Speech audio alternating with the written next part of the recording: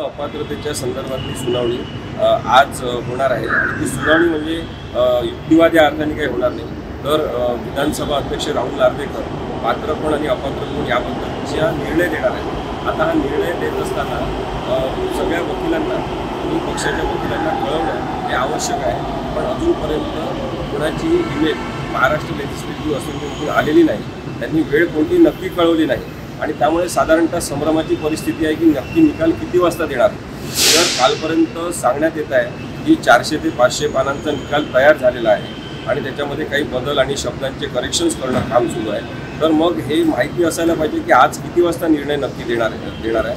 सर्वोच्च न्यायालयाने निर्णय देण्यासाठी आजची डेडलाईन दिलेली आहे. याचा अर्थ आज शेवटच्या क्षणीपर्यंत वाट पाहून कळवायचं असा त्याचा अर्थ होत नाही आणि त्यामुळे मला असं वाटतं की चांगल्या प्रक्रियेचा भाग म्हणून किती वाजता अपात्रता आणि पात्रतेच्या संदर्भातला निर्णय देणार हे जाहीर होणं आवश्यक आहे.